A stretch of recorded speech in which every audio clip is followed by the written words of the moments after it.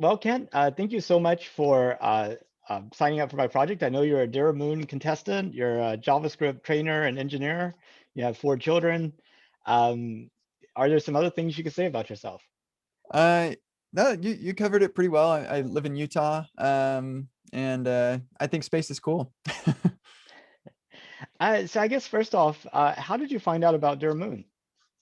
I mean, I saw on Twitter it was pretty popular when it first was launched. I'm guessing Elon Musk retweeted it or something. That's probably how it came across my timeline. So yeah, and I was just actually I remember when it was originally announced that an entrepreneur was going to be going to space on a Starship rocket, and I thought, oh wow, that's cool. I'd like to go. And then he opened it up, so yeah, it was pretty cool. So I thought I'd try it out. Well, has the sort of bumps along the way with the test campaign for the Starship affected your enthusiasm at all? No, no. So there's a book that just came out about how SpaceX got started, and there were a lot of failed attempts there. Um, I appreciate Elon Musk's practical approach to this, where rather than testing and testing and testing and then just trying it and hoping it works, he will. I'm sure they do lots of testing. Because it's not cheap to have these rockets explode, but it just really wants to get something in the air and gather all the data. So I was really disappointed on this last one that because I was kind of thinking it would work out, but yeah, just didn't. But I'm fully expecting that we're going to have a landed Starship here pretty soon. So I'm not too worried about it. We're a couple of years away too. Just to kind of go back to your testing comments, you kind of like the end-to-end test instead of the unit testing. Yeah, yeah. I actually, as a software engineer, testing is actually one of the areas of expertise of mine. And in my community, I'm pretty well known for being the integration testing guy. So I feel like you get a lot of bang for your buck by mocking fewer things and focusing on things working together. And end-to-end tests, yeah, like let's actually launch this rocket and see what we can gather about why it failed. So I'm sure that they've probably worked a lot on getting really good data from their tests because it's so expensive to actually perform that sort of test, and so they get as much information as they can from each one of these so that the next one hopefully doesn't fail in the same way at least. Right. I mean, it's kind of like I'm not really a software developer. I work in a support group for a software company, and I do develop a few little tools in JavaScript to kind of support my role there. Just to kind of put my comments in context. Mm. Um, but it's a little bit different. It's like you see the software approach, but unlike you and I, our computer doesn't like need to be rebuilt after each test. Yeah, exactly. There's not the rapid unplanned disassembly when our stuff fails. So I bet you there would be far fewer bugs if that was the case, though. yeah, probably be a little bit more careful about what we write. A few months ago, I actually was seriously considering applying to work at SpaceX. I'm a full-time educator on my own right now, and just really enjoy what I do. But I just think it would be really cool, and I do JavaScript. I'm not like gonna write this software that runs the engines or whatever. That I would mostly be doing the UI that people interact with. But like it would just blows my mind the idea that I could build software that people use in space. And so maybe one day that will be a thing that I do because I think that would be really cool. Well, I've also dreamt about working at SpaceX, and I'm constantly looking at their job board. There is a job in Boca Chica, Texas, content creator, somebody that will Oh, go around and create visual storytelling and unique assets and things like that. I was thinking with your that's YouTube interesting. videos and kind of like your video editing, um, that might be something you'd consider. Like it could be fun. I enjoy the process of creating content for like teaching how to write software. So I don't know if it'd work for me, but my first thought is everyday astronaut. That's like his thing. I doubt that he'd actually accept that. I think he really likes doing being in total control of his content and what he does. But it's cool that they are hiring for something like that. Yeah, I think that would be a really cool position because I mean you could see yourself going to SpaceX, working on this really game-changing technology, and then being stuck behind a computer all day, as Yeah. opposed to going out, getting to see the thing being built, getting to see how it's being built, talking to people working on it. I mean, it just seems like the dream job for. Yeah, I'm sure it would be a lot of fun. Um, so you said you saw the Dear Moon whenever Elon retweeted it. I was wondering if that was this year or was that like 2 years ago whenever they kind of made the Dear Moon announcement. Yeah, so I don't remember it being called Dear Moon when they made the original announcement. That may be what it was called, but I only heard of the actual name when they opened it up for candidates. And yeah, it was mostly just a passing thing. I think I watched the announcement like here's this Japanese entrepreneur. Like, oh, okay, that's interesting. And yeah, um, I don't know. I was really encouraged by the fact that we were going to start consumerizing space. I think that often the like progress comes in the form of um, people investing money into whatever it is that we're doing. It kind of is what motivates us in the capitalist society that we live in. And so yeah, I was encouraged that we're getting to the point where individuals can start getting themselves into space, and in turn they're financing space exploration and making the species multiplanetary and all of that. And so yeah, it wasn't until Dear Moon started accepting applicants that I became particularly interested, because I don't know, like I've always wanted to go to space. I think a lot of people feel that way, and I just think it would be epic. And yeah, being able to go out there, and now SpaceX was selected for their Starship to land on the moon, to actually land on the moon for NASA, and so that just boosts my confidence even further that the Starship program really is going to get the investment that it needs, and they're actually going to accomplish the goals that they have set out. I'm still looking forward to the promises that Elon Musk made a couple of years ago of getting starships, unmanned starships, to Mars in the next few years, and then manned starships to Mars. I don't think that I'll ever go to Mars because I have 4 kids, but I don't know, zipping around the moon in 5 days, that seems like something I could do. Yeah, definitely. And it's kind of funny. You mentioned the human landing system contract. There were the three teams competing for it, the national team, Dynetics, and SpaceX. And it's really amazing thinking through like the last year or last 10 months. You saw a lot of presentations and videos and kind of all these details about Dynetics and the national team. And I don't remember seeing a thing about SpaceX other than the original announcement. Yeah, I didn't realize that SpaceX was in the running and for some reason it just didn't I don't know, like I knew about the Artemis program. My daughter has a poster of the like Artemis, we're going back to space, this time to stay, and like it's on her door. And so like I'm looking forward to that, absolutely. But for some reason I just kind of got the impression that they were doing their own thing, and not planning on contracting with SpaceX for that. And so when I heard that they were going to announce they'd selected who it was going to be and that SpaceX was in the running, I was like, oh well, obviously it's going to be SpaceX. Like there really is no competition. Even if these other companies have working stuff, which in the case of Blue Origin, it's almost working. I mean, it's working, but like it's nowhere near where SpaceX is at. Even if they have working stuff, they won't be near the cost. So it's just a no brainer. And so I'm glad that SpaceX was selected, because it just seems like, I mean, I'm not a rocket scientist. I'm not an engineer. Like I'm not the one in all of this. So I'm sure there's a lot of nuance that I'm skipping over, but from my perspective, it seems like a no-brainer that SpaceX was selected. Yeah, in retrospect, maybe so from my side too. I've seen people point out I think Eric Berger, the author of Liftoff, which I think was the book you were talking about, Yes. SpaceX's early days.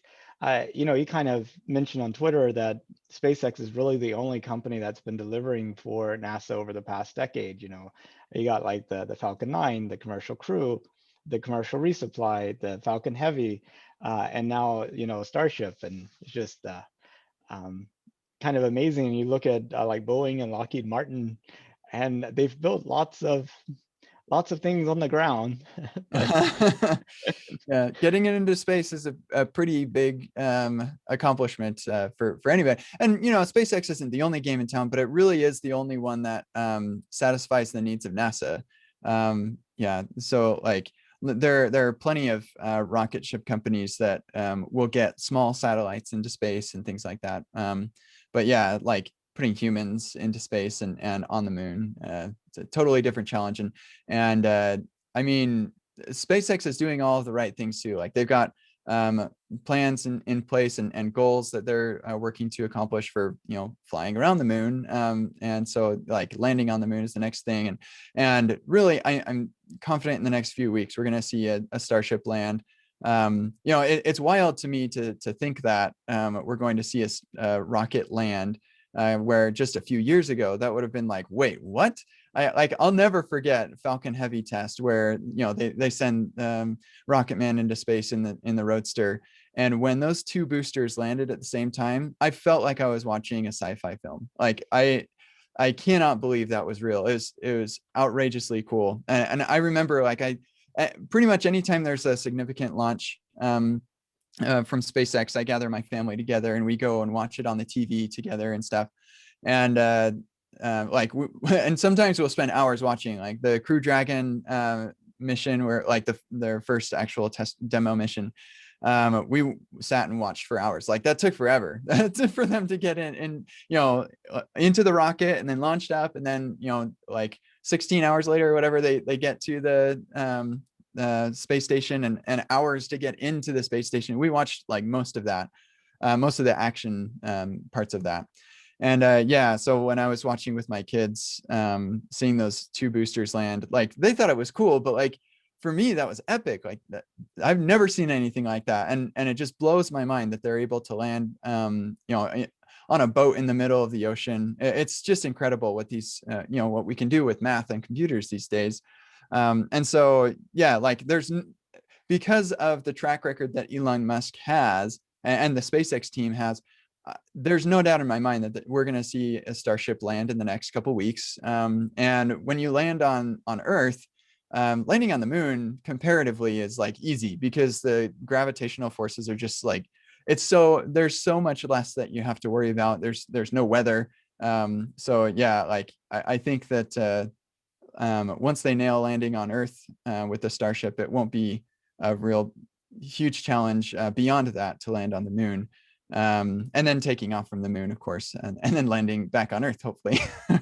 So it's all, yeah, but it still blows my mind that we're at this place. And the other interesting thing that blows my mind is how long it's taken us to get here. Like it was just this long, 50-year period or so of like, hey, we landed on the moon. I guess it's not made of cheese, so why would we ever go back? Like, well, why has it taken us so long to actually go back and visit the moon and actually build a moon base? So I was really excited and encouraged by the Artemis program. And yeah, and also like really excited about what Elon Musk is trying to do on Mars. I still have lots of lingering questions about like space, like radiation and stuff like that. Like I don't know how they plan to solve that. And then just the like muscle, what's the word I'm looking for? Just like, deterioration. yeah, exactly. Muscular deterioration over the months that it takes to get to Mars, and now you're on Mars, an inhabitable or an uninhabitable planet, and you're expected to like survive somehow after months of your muscles being like deteriorated, and then all of that radiation. I don't know how they're planning on solving these problems, but like I have to believe that they have a plan. Otherwise, they wouldn't be investing so much time and money into this. Like, it would be a real shame if they got to the point where we actually could get people to Mars, but we couldn't get them there without them like it being a death trip. So there's got to be something. I just don't know what it is. I don't know. Maybe you know what it is. I mean, Elon's actually kind of talked about this a little bit, where I mean, it's been several years, but he's talked about, people are saying, how are we going to live on Mars? How are we going to protect people on the way to Mars and things like this? And he's like, we can't even get to Mars. So let's solve that problem. And then we'll Mm, need all these other people to help partner to come up with solutions to these other things. So so he's kind of plowing forward, hoping that we can solve those other problems. That's an approach. Yeah, well, even if the all that we can get is some mechanism for getting people or getting things to Mars easier, then that will potentially help solve the other problems as well. So yeah, I mean, at the end of the day, it comes down to Elon Musk is very committed to the idea that we need to get people off of this planet in case this planet explodes. And that makes sense to me. I'm a religious person, and so I have my beliefs about what God is wanting us to do here and His plan for us. But even with that, I believe that God wants us to be explorers and that He wants us to take stewardship over what He's given us, and I believe that includes the solar system. And so, yeah, like it is possible that the Earth could explode one day. And so I don't see any problem with making sure that our species continues if that does happen. I think that's a commendable thing and worthy of our efforts. And like what's interesting too is the amount of money that's spent on space sounds like a lot when you hear it in isolation, but it like pales in comparison to so many of the other things that we spend money on. So I think even just like a little fraction of what we spend on Earth could be invested in making our species survive past some extinction level event on Earth. I think that's a worthwhile goal. And there, the number of innovations that we come up with out of space exploration that helps us on Earth, like Velcro and Tang, like just different. There are so many things that we gain through these unique and interesting challenges. And that's some of the things that makes me really excited about what SpaceX is doing and NASA and just space exploration in general. yeah, it's interesting that you bring up sort of the religious aspects too. And I had a couple of things I was wondering if maybe you'd be willing to share your insights on. Mm, So a lot of religious traditions have a belief in like the end of the world, and some of them feel like it's fairly close. And there's sort of two takes on that I've seen. There's no point in exploring space because we won't be around long enough.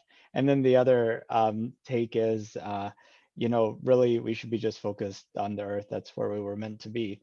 Now I was kind of curious in what your thoughts were on those points of views. yeah, absolutely. So I'm a Christian, believe in the Bible. I'm a Latter-day Saint, so believe in the Book of Mormon as well, and modern revelation. And from my perspective, I like, of course, there will be a time where the Savior comes again, and a lot of really wonderful and a lot of really terrible and scary things will happen. And I believe those to be the case. I think maybe sometimes we misinterpret what some of the scriptures say about this, but I think in no uncertain terms, it does say that like some natural disasters are going to occur, and I think that we see evidence of those things happening with climate change and natural disasters are increasingly worse. So it's no surprise to me. That said, even like a few years after the death of Jesus Christ, his followers were saying he's coming again soon. Like we've always thought that he was coming soon.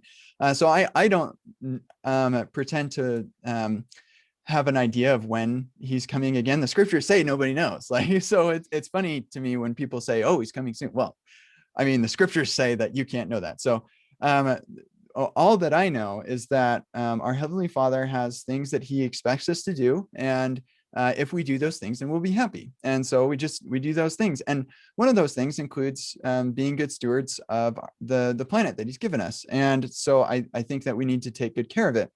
Um, And then on top of that, he also expects us to expand our talents. That's part of the reason of life is to just have this experience and expand ourselves beyond where we were before. I don't think that Heavenly Father expected us just to come down here, have a couple of experiences, start fires with rocks and then die, and everybody could just live that experience.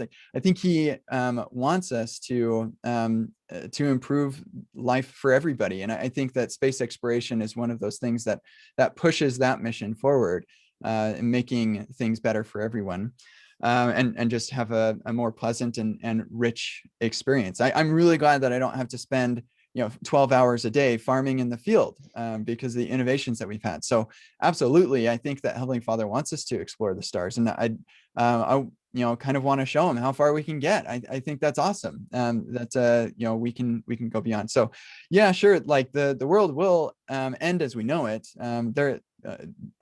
Like I think that Heavenly Father does have plans for this earth after Jesus comes again. I don't think that the earth is just going to explode and we'll all go off into some other thing. I think this earth is going to be around for a long time.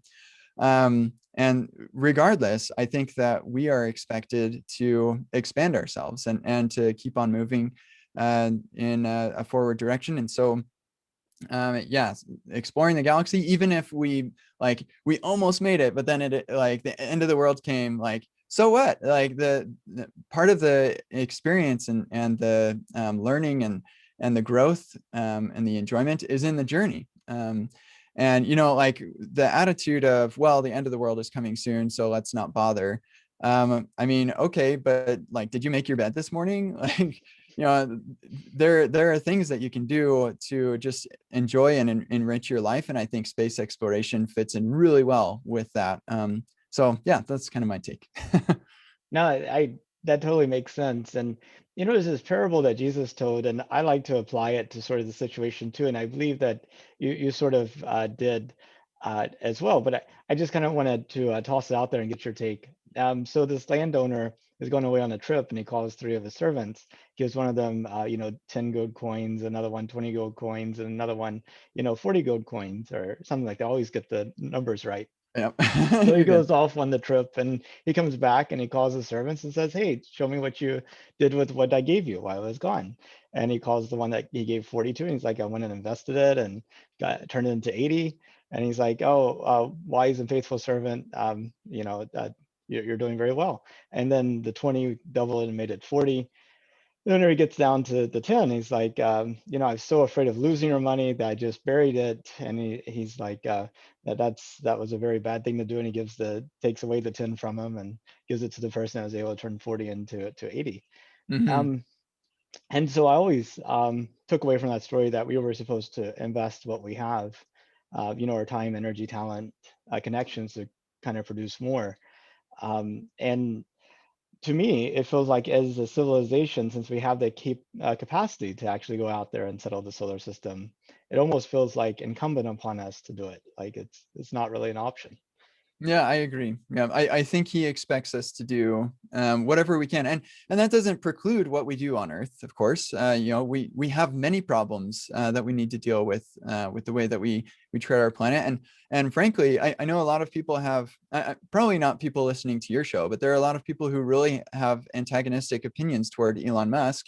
And I don't agree with the way that he goes about everything that he does. I'm not sure if I'd enjoy working under him myself, but at the end of the day, he is doing a lot to solve the problems that we have on this earth. And so, like, anybody who says, "Oh, like Elon Musk, he's such a waste of time," like you pipe down, because he is doing way more than you are, I'm sure, to help improve the quality of life for everybody on the planet.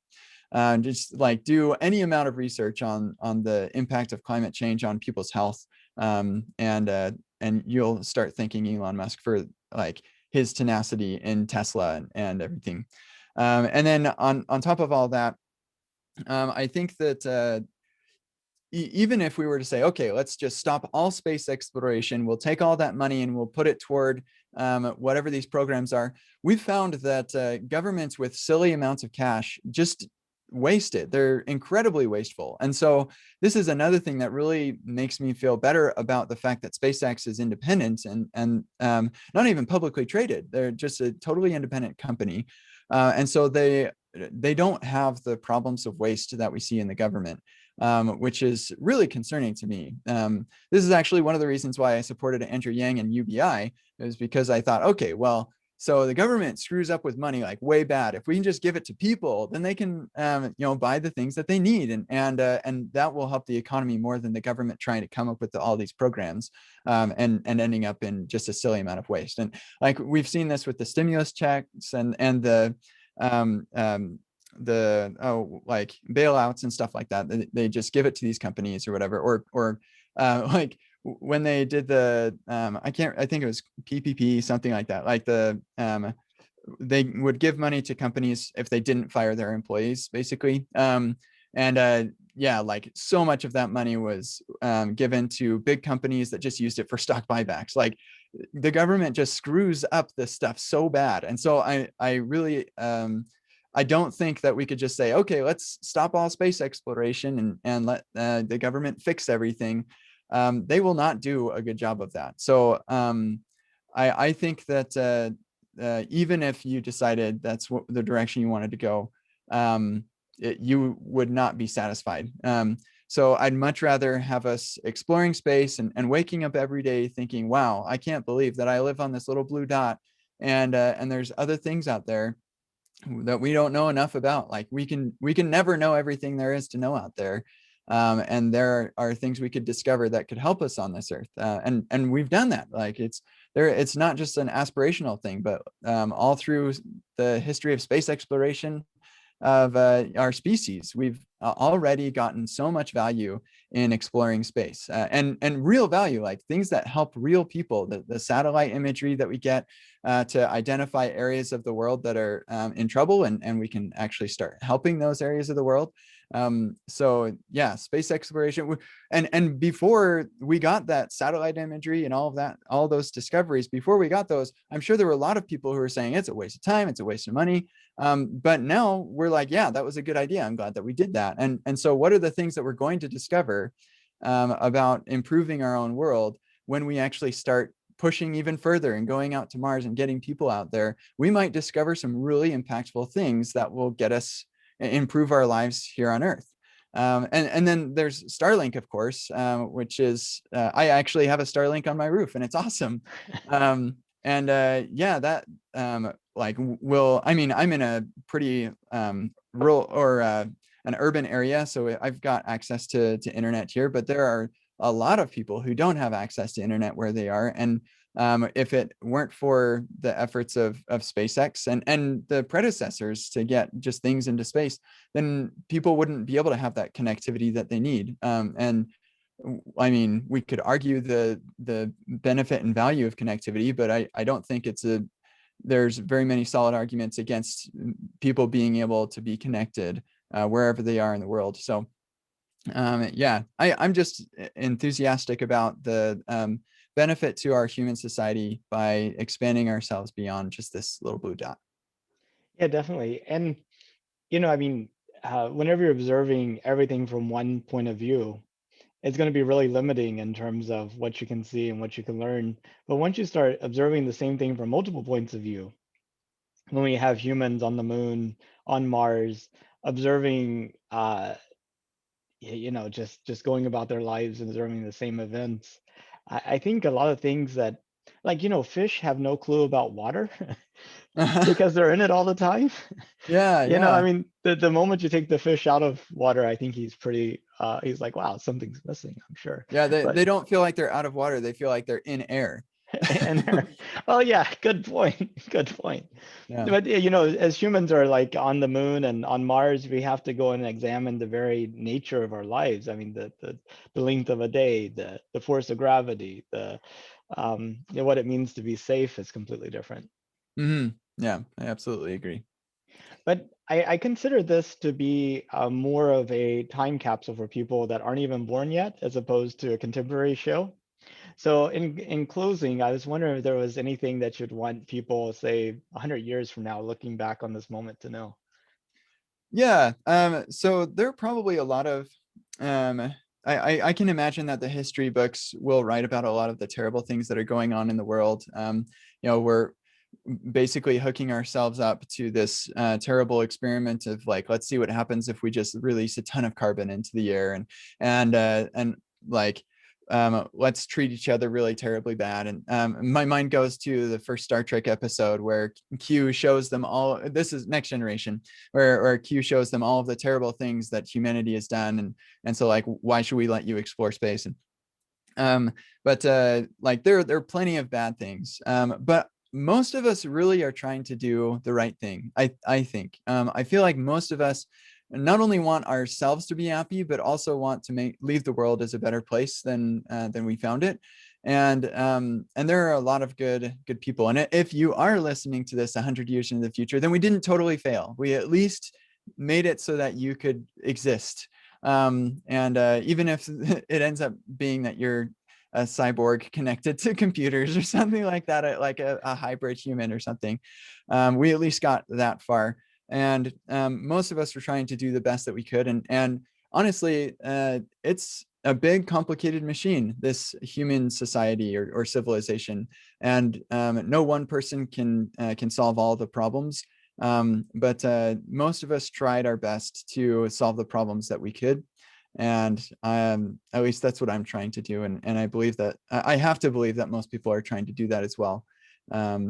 Because it's just too sad to believe anything else. Um, and yeah, I guess that's pretty much everything I have to say to the future. Well, Kent C. Dodds, I really appreciate your time, and thanks for participating in my project. And I wish you good luck on your good Dura Moon application.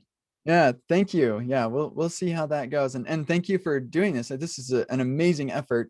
So yeah, thanks for letting me come on and chat about space and stuff. Sounds good. Well, have a good rest of your day. Yeah, you too. See ya.